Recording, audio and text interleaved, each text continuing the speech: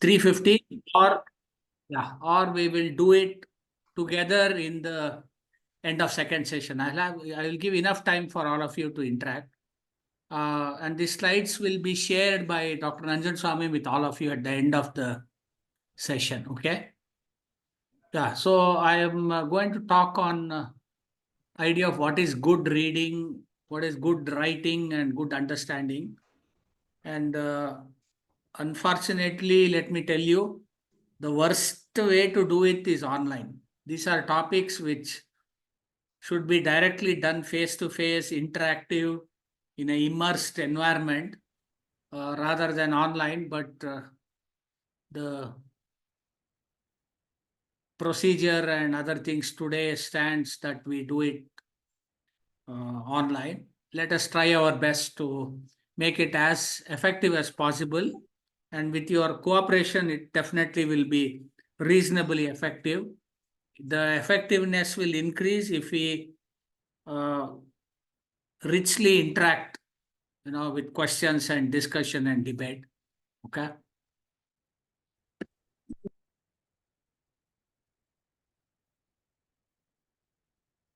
So the question is, we will take up good reading. In that context, it's important to ask or answer certain questions of the following kind. Why do we read? Okay. There are many possibilities why people read. The first is to know what's going on. Okay. The second is to know the state of the country or state of earth. And a classic advertisement, filter coffee with Deccan Herald. Okay. We also have a requirement to read because we want to catch up with what's going on in sports and politics, which are about the most dynamic newsmakers. Many of us read to learn games and cooking, particularly cooking recipes, including visual through YouTube, has become exceedingly popular, more so after the COVID time. Many people follow very special columns in the Sunday supplements. Some people are very keen following the editorial of a particular columnist in many newspapers. And we also read what we have shared. For example, we share our perception and opinion through letters to the editor, and that is one place where you don't have to be a famous person to be figuring inside the newspaper. So these are almost day-to-day reading that we do. It's not necessary that this is the only reading that do, but majority do this. Many people don't read serious things even once a week, but they do read this, and many of them read the second time in the evening. The evening supplements, evening newspapers have become very popular now.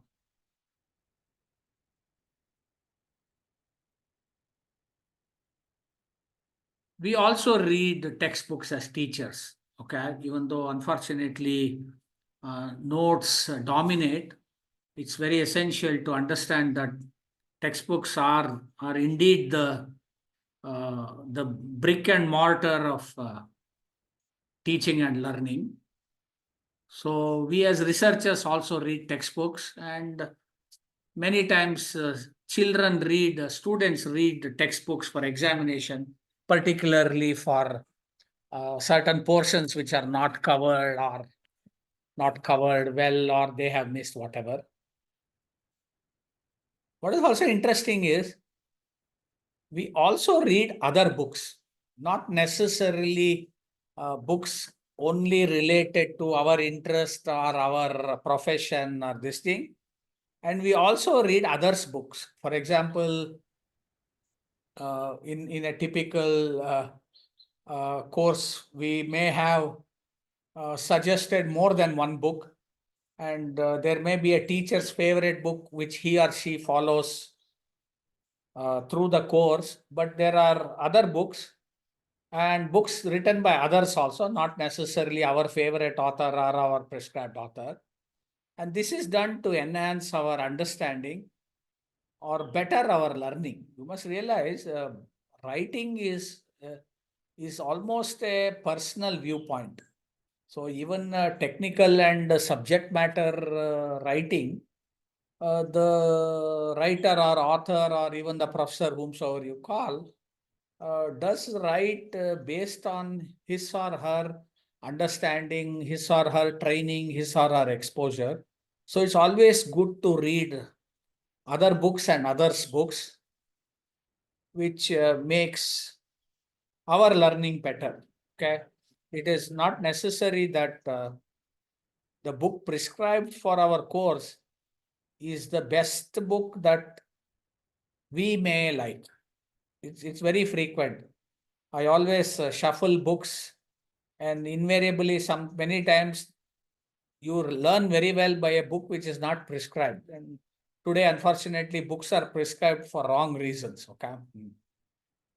We also read for entertainment. Okay, particularly when mobile phone was not there and movies were very expensive. Uh, Reading for entertainment was one big thing, particularly the comics. Okay, comics are very popular with the younger generation, and some of us who got hooked onto some comics and comic characters and comic creators. Even now, I still enjoy those as much as I enjoy any serious reading. We also read to improve on a skill, particularly people who follow game of chess would know that one way to improve the skill in chess is to go through the chess columns, which definitely appear every weekend in the newspapers and so on. Many of us improve our vocabulary, our language, and more importantly, our grammar by doing crosswords. So this is something that is far more popular in Kannada, like Padabandha, but it all started off with crosswords, and you do have amazing levels of crosswords, beginners, intermediate, hard, and really a professional version. And that does the following: it actually improves our vocabulary, it improves our grip on the language, and we also improve our grammar constructs. Okay.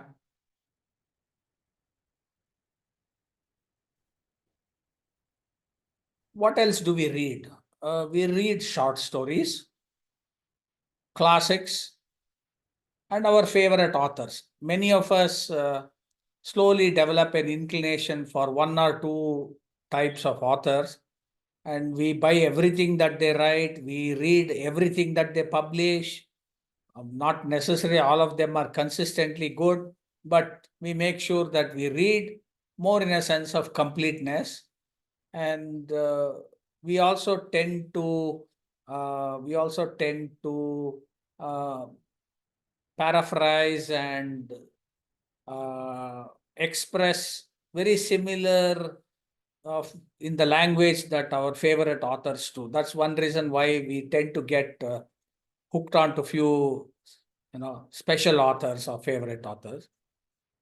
Some of us are obsessed with spy and crime stories. Okay, so classical Sherlock Holmes and others, and even the James Bond stories and all that. So some people have this spy and crime literature to be very inspiring and committed and addicted to it.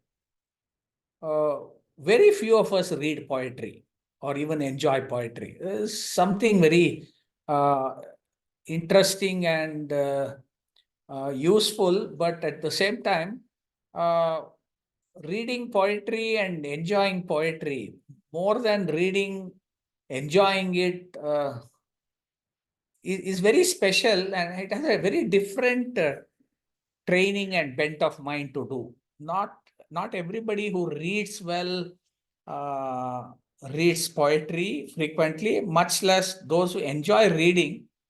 Majority of them don't enjoy poetry because it's little beyond rhyme and reason. So a poetry can have good rhyme, not necessarily good reason, much less correct grammar.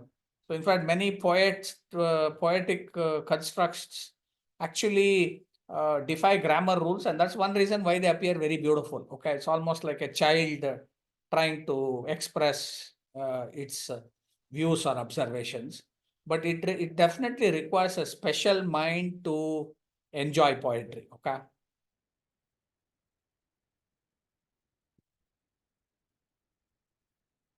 So we have seen various types of reading that's available, and let me also make a remark here that this reading that I have just mentioned and narrated here uh, is not limited to English alone. They are exceedingly good reading in all the vernacular languages, and in particular Kannada, where I belong to.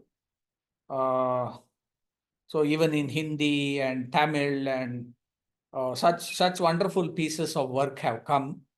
So we are lucky that we have so many languages apart from English, which is definitely an imposed language. We have a lot more to read and enjoy than anybody else in the world. I don't know why we don't read as much as we should be, because many, at least not me, but many of us in my circle, they know three languages very well. And so they really relish reading, material in multiple languages. Okay. So all said and done, good reading is important, and we will try to understand what do we mean by good reading. This again is with a writer. This idea of good author, good writing is also very subjective. Some people like uh,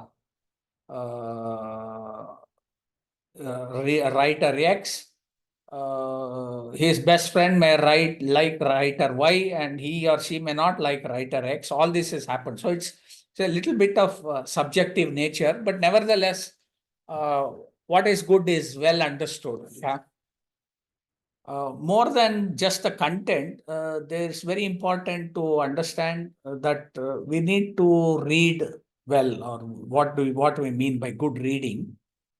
Good readers use different skills. Good readers read texts in different ways, looking at the layout, the heading, and reading quickly to get a general feel for the text. They just skim across before reading more intensively or to find specific details. Okay. So even in newspaper, we spread the newspaper. We may not go through entire article. We just glance what it is and pick paragraphs which are of interest to us or which appears interesting.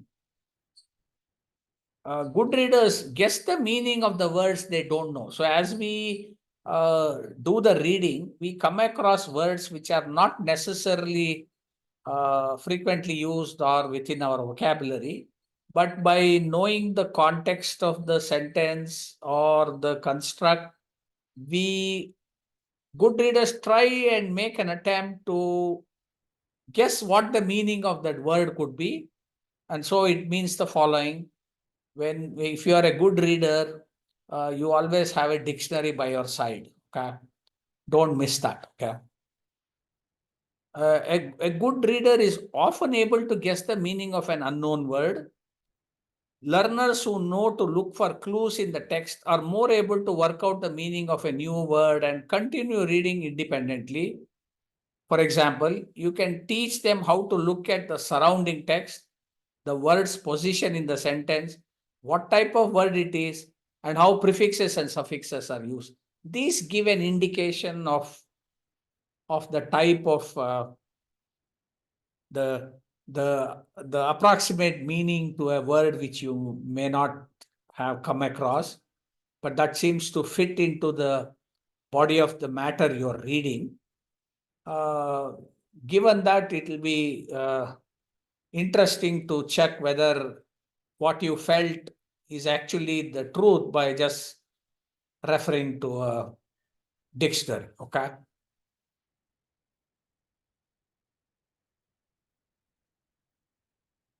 Other thing is good readers reflect on what they read. Good readers think about what they read and make a note of new vocabulary. As I said, keep the dictionary in the side, keep a pen and pencil or notebook. Reflecting on what they liked, what they learned, and want to know more about helps readers to make a sense of a text, generating curiosity and motivation to read more. This is very important. Reading cannot be a full stop.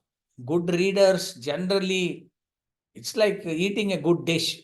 You eat one and you feel that they should serve one more or given an option, or like children in a party, there is no end to their ice creams. They eat one, they can go back and stand in the queue for one more, and one more goes on. So given this, it's very important to understand that reading is not just a task. Reading is understanding, it provokes you inside, it generates curiosity to know more about, and at the same time motivates you to read more. Read more of the same author, read other articles related to that. For example, best is to look at two newspapers which perhaps cover the same event. And you read from one newspaper, you get an idea of what the event is and what happened and who are the key people, what were the issues, etc., etc. You could also read from another newspaper what the same article, which perhaps gives a slightly different contextual setting, or even pick out some minor issues which may have been glossed over by one. So reading is for a sense of totality. Reading is not just for sake of completing a task or completing a given material.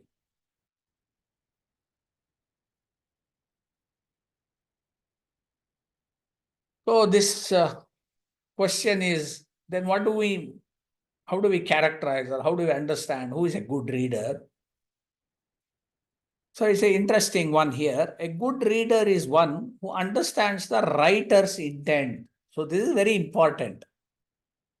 From the reading, you must be able to guess what the author or the writer is trying to convey.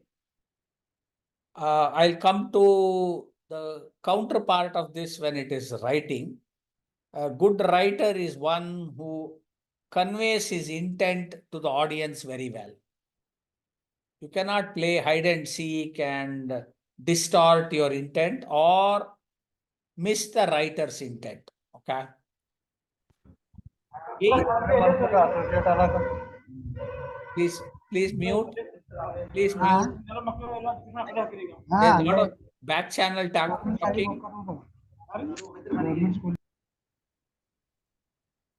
There's a lot of back channel talking. Please mute.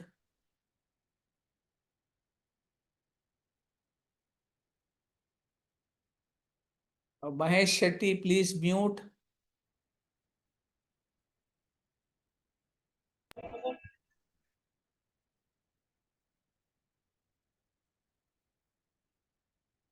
Yeah.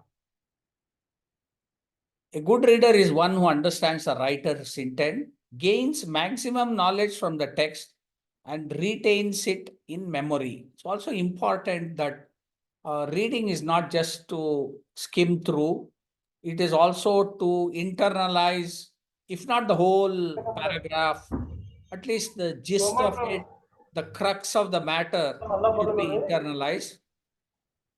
And most importantly, a good reader is someone who keeps reading, as I said, okay? Reading may not seem like a skill we need to master. After all, we've been doing it since preschool, right? The question to ask is, are we good readers? And I spend a lot of time with teachers and students. Oh God.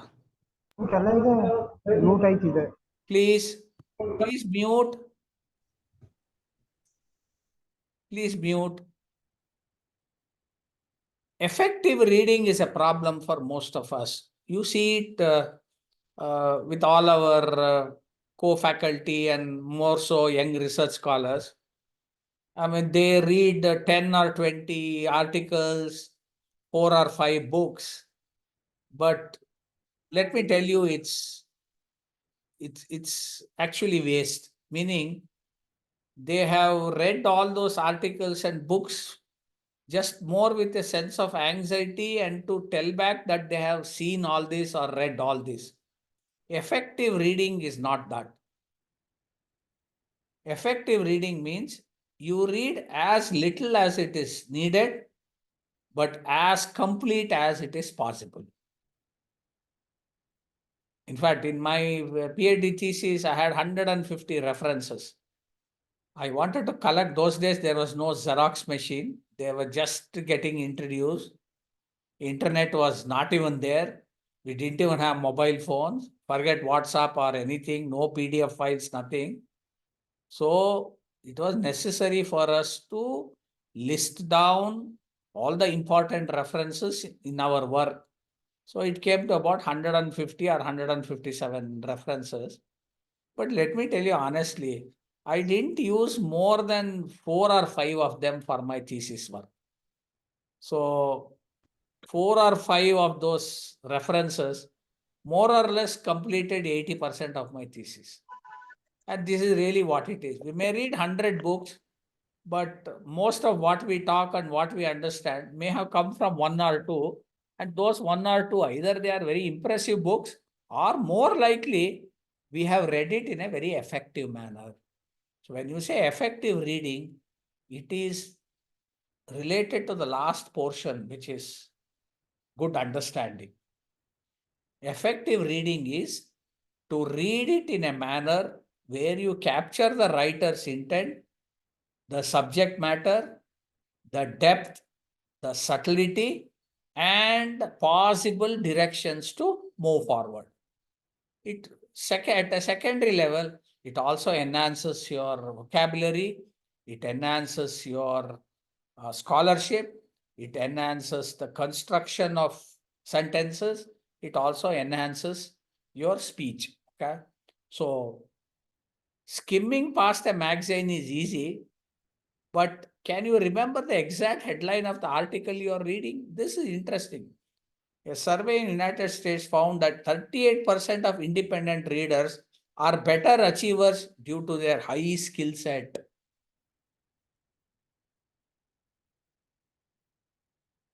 So you achieve a lot by independent reading. Independent reading means reading which is not compulsive. Compulsive reading ends up being what is told in the class, what is prescribed in the syllabus, what is common, what is popular, etc., etc. But independent readers are different, okay?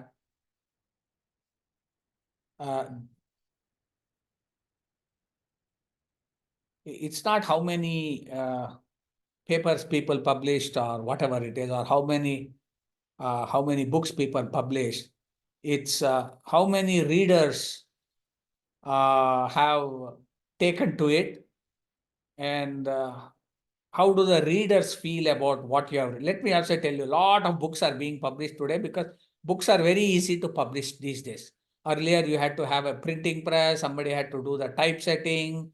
It would take you almost 3 to 4 months for you to get a rough draft of this thing. After that, you have to do corrections, so many, and then you wonder what's going to happen. Today, those problems are not at all there. Anybody can publish a material. That's the reason why there are so many books in the public now. And also, let me tell you, 99.99% of all these books are absolute garbage and useless. Okay, because they don't inspire good reading. Okay. To be a good reader, you need to learn what the words mean. Not only is a good reader attentive while going through the writing, but they also pays attention to the little details a mediocre reader usually misses. Lot of small things. a punctuation mark, a comma, an exclamation mark. All these add to the beauty of sentence, which in turn adds to the depth of the meaning. Okay. Also, effective reading goes hand in hand with learning. Only someone specializing in going through the data and difficult to comprehend information can truly keep discovering. This is it. It's not reading to finish a book, reading to understand every sentence, understand every paragraph, understand every page, get a comprehensive view of what it is in the page. You do that to many pages, you will know what is this comprehension about one chapter of the book, subsequently many chapters of the book, so that you know the entire book, what it means, what the author was trying to, writer or author was trying to convey, how well you have understood, etc., etc. Okay.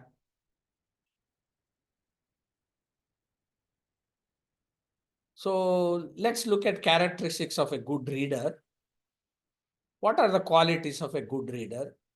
Anyone looking to take their reading skills up a notch needs to learn from the most avid readers around them.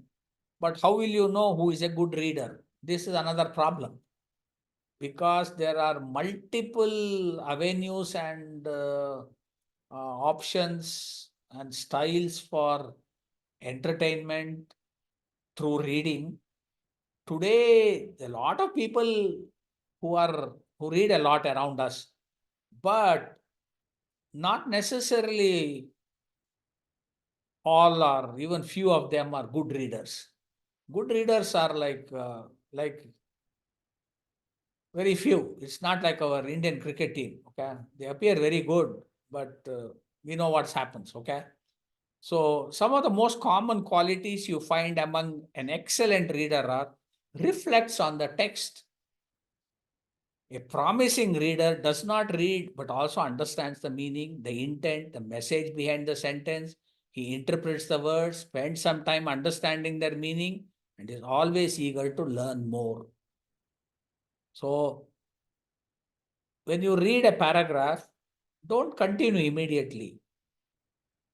Try to internalize, try to interpret, try to conceptualize what that paragraph meant.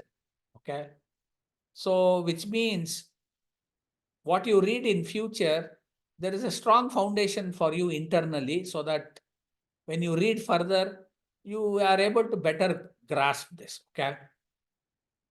Second is learn as they read. A brilliant reader is always looking for new things to learn. In fact, 42% of French people think that reading leads to discovering and learning new things. For example, you can read a self-help book, a new recipe, or a fashion magazine. This is it. So it's almost like saying learning by doing. And to learn, you have to read. If there is nobody else to teach you how to learn, you have to learn by reading. So when you shift from reading to learning, there's tremendous joy, there's tremendous confidence in what you have read. Okay. It expands their vocabulary. Reading is an excellent way to improve one's vocabulary. Studies show that each focused reading session adds a few new words to the reader's vocabulary. This is important because there's a very extensive study all over the world, good statistics done, which shows that a great majority of us live our complete life using somewhere between 200 and 400 words. That's all. We may study 10 years up to class 10, then 2 years of pre-university, 3 years of degree, MA, PhD, whatever, all that. We still don't have a working vocabulary which is anywhere bigger than 400 and most likely around 200. Okay. Second language learners are often recommended to read books to increase their proficiency in the new language. This is one thing which is common to India, because all of us, almost with no exceptions, our mother tongue is not English. So English to us is a second language. And that's the reason why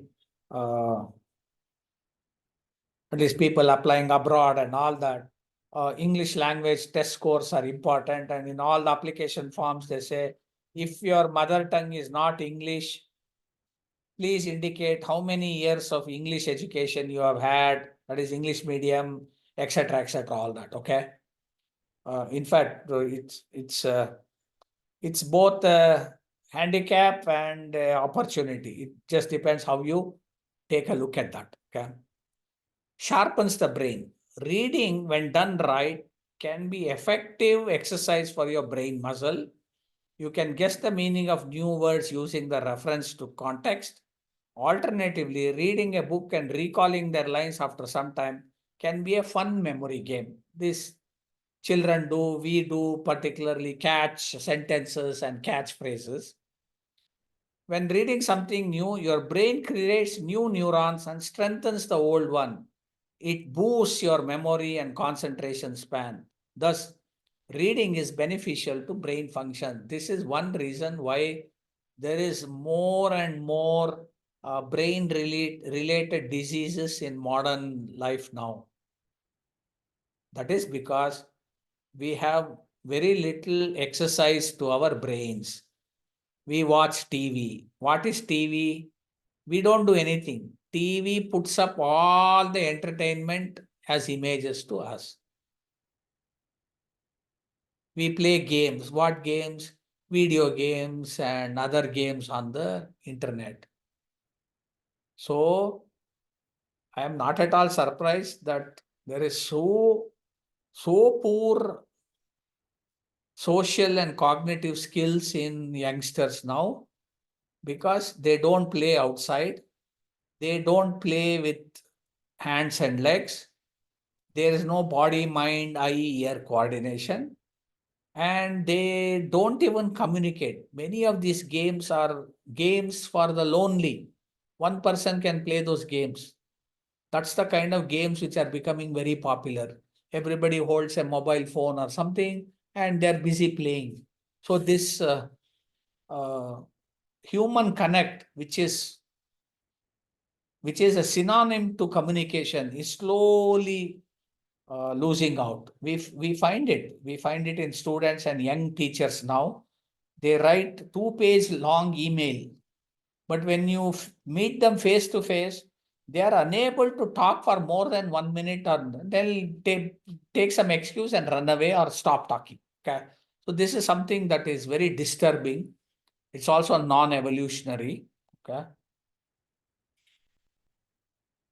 Other characteristics of good readers are, it gets through complicated writing. Having a reasonable attention span and the patience to read even the most complicated passages without losing interest is a sign of being a talented reader. The key is to delve into the vocabulary, pause to understand the meaning, and note the important points.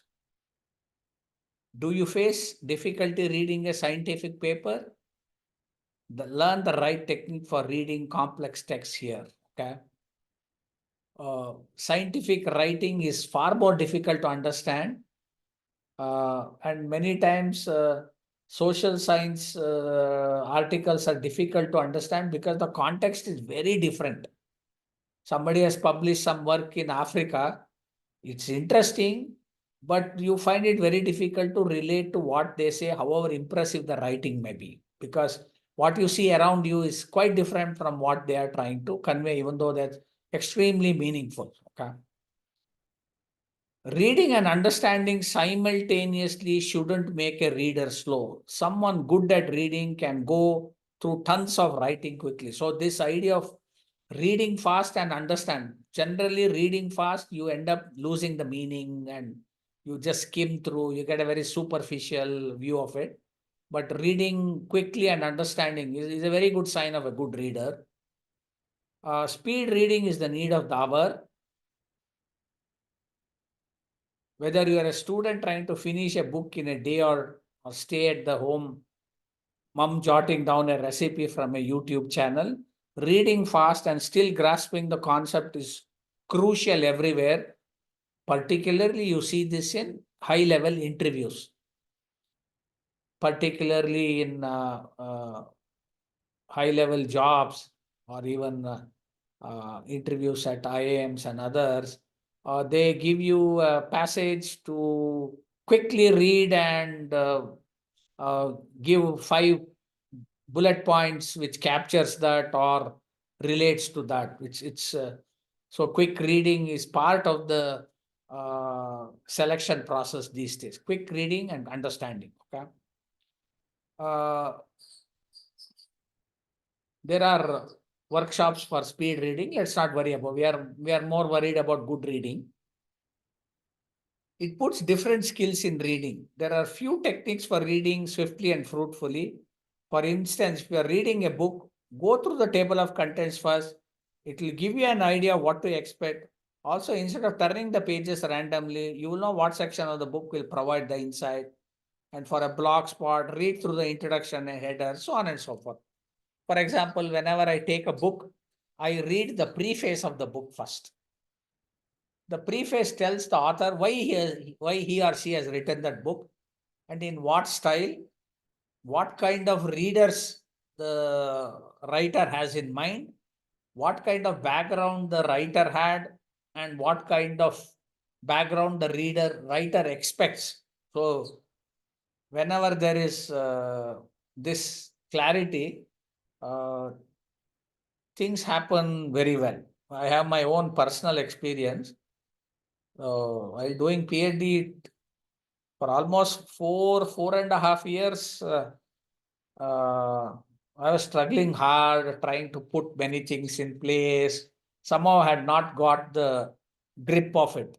They were all scattered everywhere. And I realized that even after 6 or 7 years, I may not finish it in time. It was already 4.5 years. But accidentally went to those days we used to go to library very religiously. Many times we never went to the department, but we never missed the library. And libraries always had new books in display. Okay. So accidentally I put a book which was on display. And then I read the preface. The preface said, I have written this book for people who don't know this subject and they find this subject very difficult to be learnt in a class, but they also know the subject is very important. So by keeping away all the mystic nature of the subject, I have written this book because I found it very difficult to finish my PhD using all these tools and techniques. I have written this book so that those who use this like me do not have to face so much difficulty. And I'm not joking. It was such a fine, simple. Normally, our books were 600, 800 pages. This was some 185 pages with very little equations, very little figures, but written so elegantly. So that book on display is normally for 1 week or 15 days. I went and pestered the librarian and said, can you issue this quickly, etc. So after a week, the librarian obliged and issued the book to me. And I'm not joking. I took that book, read it for maybe it took me 2 weeks or about 20 days to finish reading that book. So slightly mathematical book. But after that, it took me only 6 months to finish my thesis. So that book was something which had given so much clarity about what it is, how to use, when not to use, what is the problem with the regular usage of structure, tools, and techniques. So this is really what good writing does, so that even a novice or even a naive person can read and understand it very well. Okay.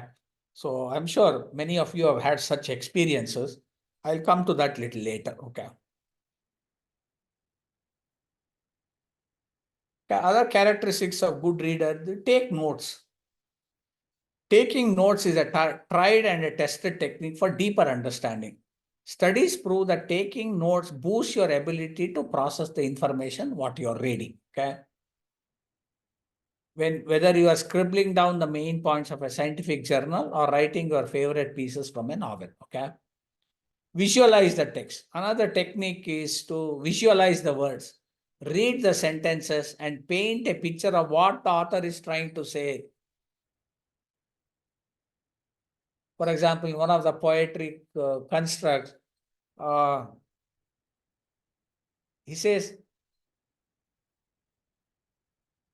moonlight on the snow. I'm not joking. That's the reason why poetry is difficult to understand. Moonlight on the snow is very difficult to understand because we have not experienced it. It took me a long time, and as usual, we have been very adventurous. Even when we were doing research in IIT, one of the important things was every year we would go and trek in the Himalayas and come. So it so happened that one of the treks I went, we were somewhere at 14 and a half thousand feet. It was a full moon day, and lucky or unlucky for us, it had snowed in the evening. So when the full moon struck on the hilltop, I'm not joking, we had to borrow sunglasses and use. It was glaring so much. Only then I understood what it means. So moonlight on the snow. Okay, so this is really what poetry can do, and it is exactly what visualizing the text allows you to understand things better. Okay, it is scientifically proven that illustrations impact the human mind more, not just words. So a picture is worth 1,000 words. So today and more, now that it is easy to put images and figures and graphs and other visual content, and today you have talking and viewing books already. Okay. But what if the book you're reading has no pictures? Use your brain to make a mental portrait of what you're reading. It will maximize the amount of knowledge you gain from writing. Plus, it will also be quite an exercise for your brain muscles. It's a win-win situation. Predict the next part. While reading a story or an opinionated article, try predicting what happens next using what you have learned so that you get a refined style of understanding, which will help you write in a refined manner. Okay. A good reader relates to what they read. Another good habit of an avid reader is that they always relate their meanings to real life. You can think of relatable movies, music, or real life incident to what you are reading at the moment. So that reinforces, that gives you a strong emotional connect with writing, which is very deep. Normally, our reading, that many times we read and close the book, we may not even remember the author's name. Okay. Yeah. A good reader researches more. A good reader just doesn't stop at one book or essay. Rather, they dive deep into the knowledge they are after. They pay attention to whatever questions arise in their mind. In this regard, the internet is heaven for avid readers. This is one of the best plus part of internet. There are a lot of negative things about internet, but the best plus part of internet is, you get enough to read, enough good things to read for not just this, your next lifetime also. So that's the great positive thing that internet has done. Also, reading more makes you a better reader. The more you read, the better you get, and the better you get, the more you read, then you become a fantastic reader. Okay. So we'll have few conclusions on good reading before we move on to good writing. Reading is an essential skill for someone striving to be better in all worldly affairs. In this digital world, most information is in the form of words. Thus, reading efficiently and quickly is the key to staying on top of your game. A good reader understands the importance of this skill and uses it to keep growing. They connect with the words, unravel their deeper meaning, learn new things, and read as much as they can in little time. This is important because given the modern life, very few of us have the luxury of lot of time to read. But we have to find time to read, and in the little time that's available or we can manage, you must read well. And then slowly, by habit, that time for reading starts increasing. Okay. There's a classic saying which says readers are leaders, because earlier times you didn't have access to material. In a village of about 300 or 400 population, probably 2 or 3 knew how to read, and probably only one of them had some additional material like books to read. So learned people, okay, so-called learned people were people who could read. That's all it was those days. Today it's different. Readers are no more leaders because everybody can read now. There's plenty to read. Good readers are leaders now.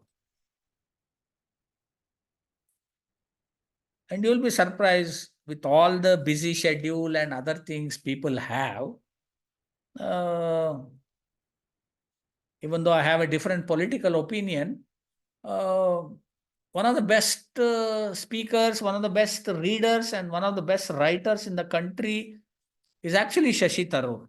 And he does produce very good books quite frequently, with all the busy schedule as a member of the parliament and a senior member, etc., and a semi-public figure. He was the vice undersecretary in United Nations for a long time.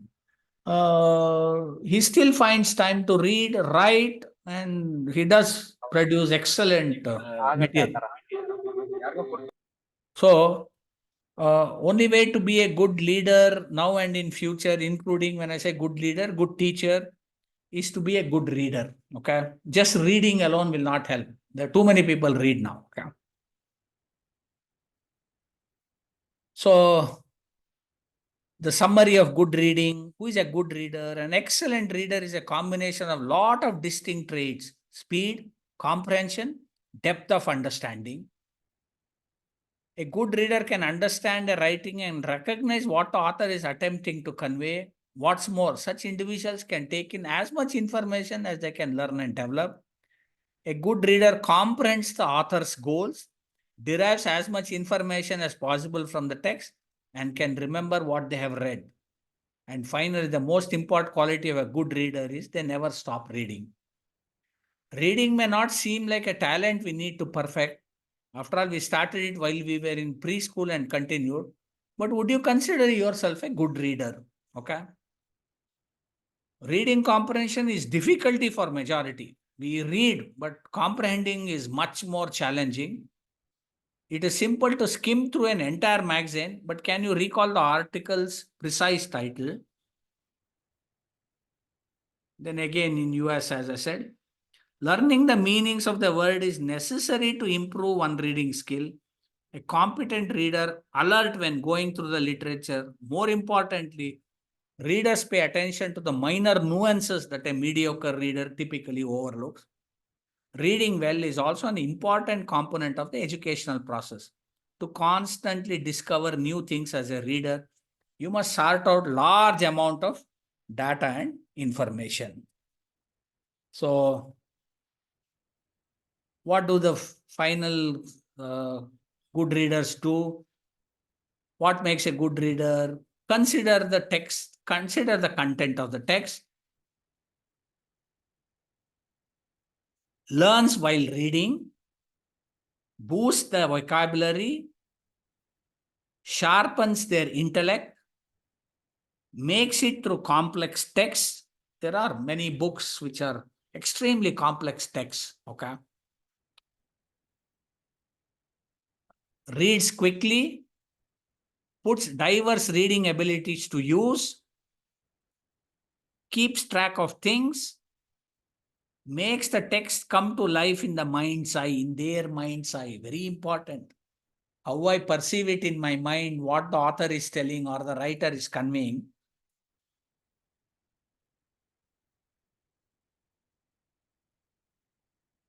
predict what will happen next in the story, relates to their earlier reading, increases the research efforts. To wrap up, a student's inability to grasp a text could indicate that reading the improper material or just lacking the necessary reading resources. To help children and students improve as readers, the goal should be to provide them with a chance to engage with literature. If your pupils are struggling, it's not always a sign that they do not understand the material. There may be other elements at play. Okay, so now what we will do is we have about 10 minutes time to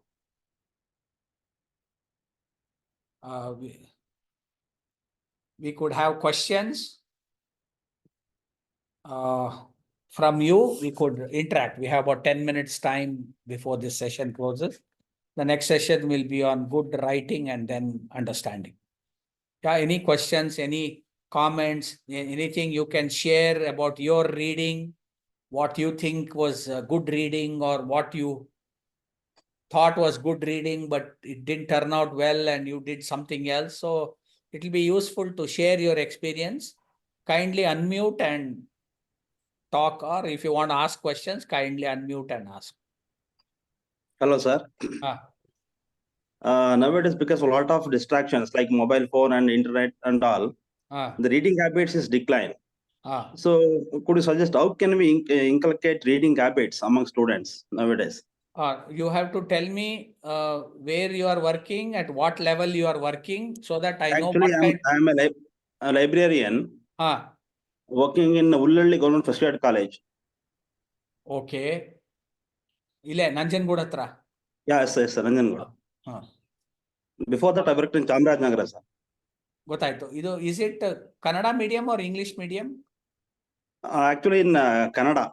Kannada. Because almost all students are from rural area. That's okay. That's okay. That's not a problem. The problem is, this is first grade college? Yes, sir, first grade college. BA, BSc, BCom? Yeah, they include BBA also. BBA, okay. They have both Kannada and English language?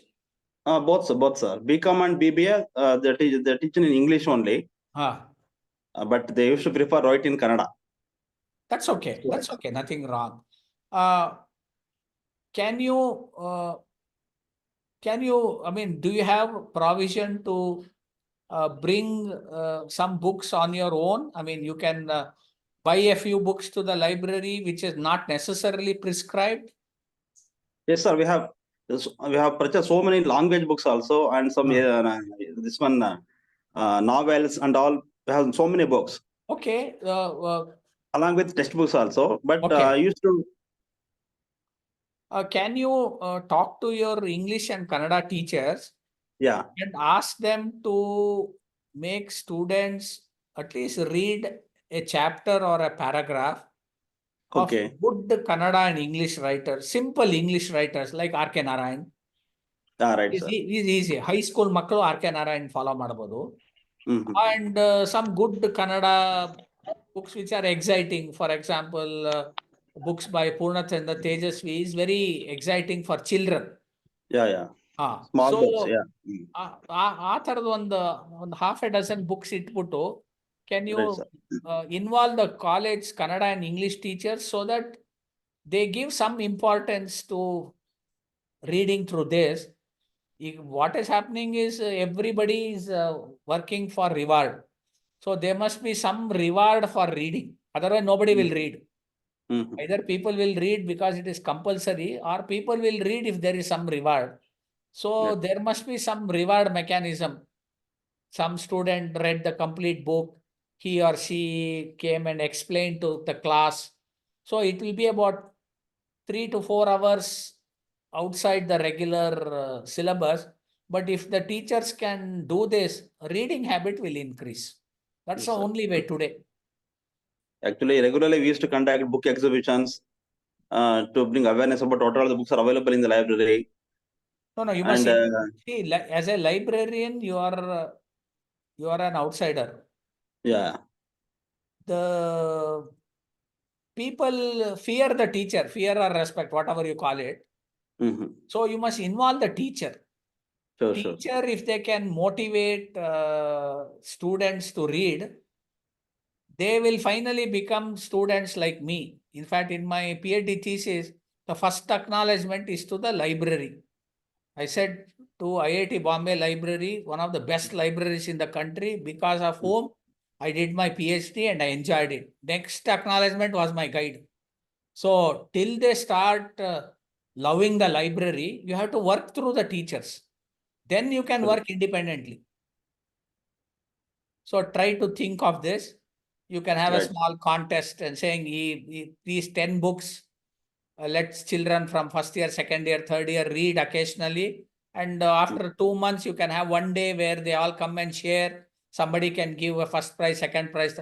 All this matters. This is the way to slowly take students away from mobile and internet. It is difficult, but it has to be done.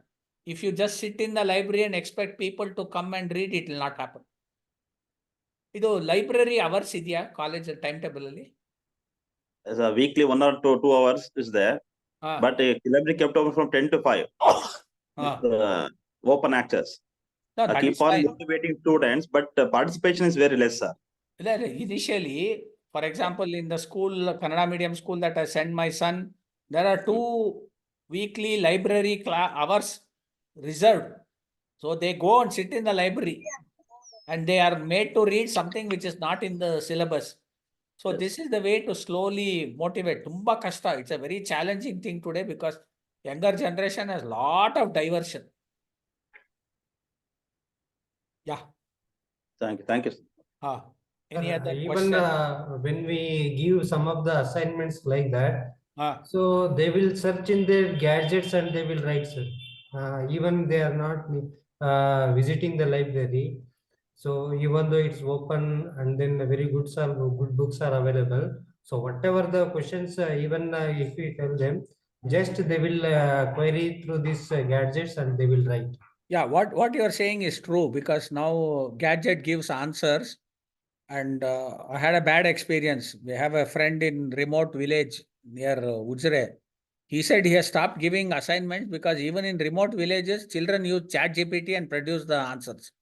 So given that distortion, what you could do is ask them to sit in the library for an hour and produce the answer. And at the end of hour, you collect the answer. Even if it is half a page, it's okay. What is important is they spend time and read and produce the answer there instead of browsing through gadgets. So it's some kind of police work, but there is no other way. To change bad habits is very difficult. Very difficult. Yeah? Hello, sir. Yeah. Hello, sir. Yeah. Hello, sir. I'm Dr. Hello, Madhu. Ashok, sir. I'm librarian, sir. Hello. In our college, we declare the best reader award. Which student read more book in library? We in annual function we declare the best reader award. That's why the student come in library and read some books, sir. Okay, this is a good model to this thing. Do you Technique. have one good? Do you have one good reader or first, second, third? No, sir. We declare 3 prizes. Okay. One from science faculty, one from arts faculty, and one from commerce faculty. Very good. You're in which college, madam?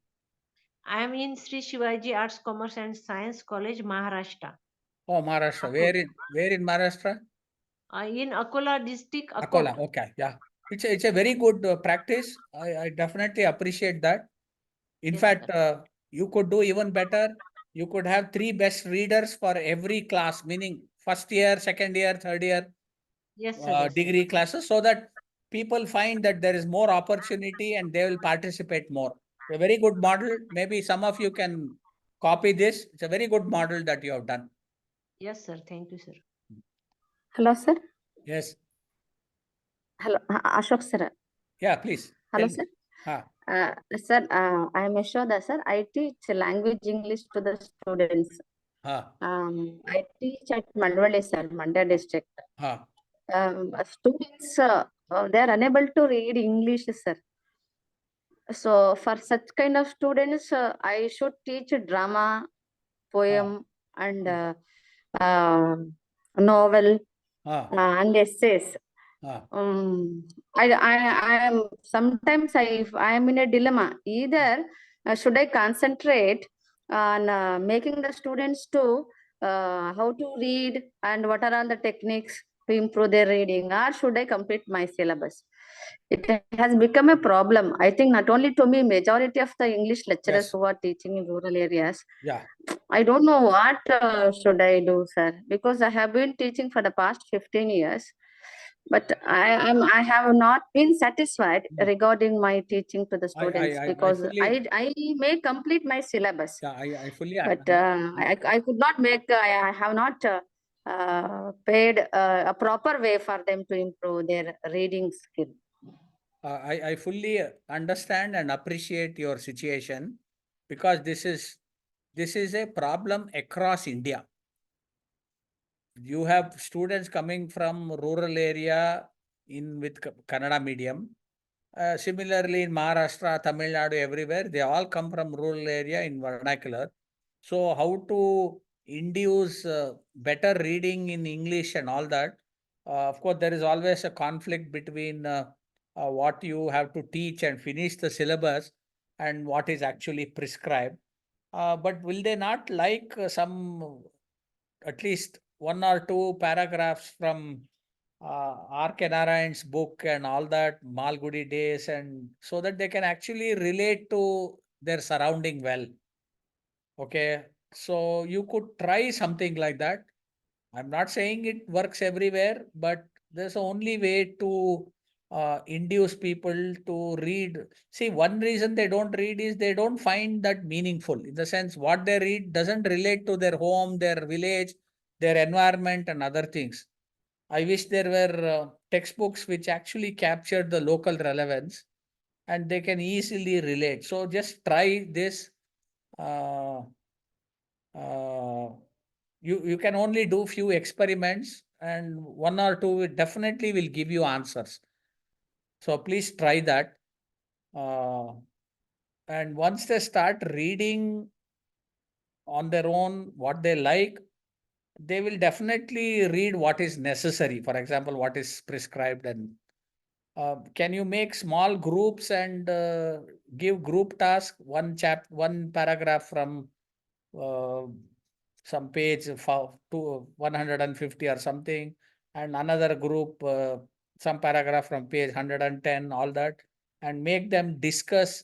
So if you make them interact for 1 hour out of the week, you may have 3 hours or 4 hours, like that, slowly. It is not overnight process, it is slow, but over 2 years or 3 years in first grade college, many of them will improve, because you must also motivate them and say that speaking and reading a little in English has a very high economic return. Lot of jobs are available for people who just know functional English.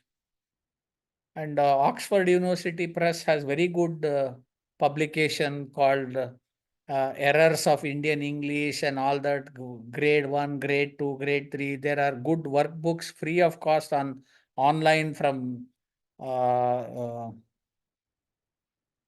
English Language Book Society, all that. So please try.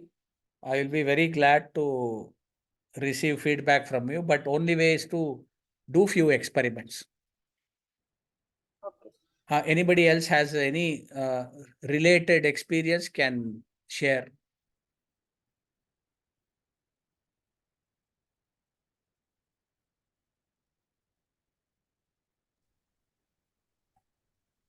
Any other question? Sir, I think we will discuss at the end of our next session. Sir. Yeah, we will reassemble back at 3:45. Yes, sir. Okay.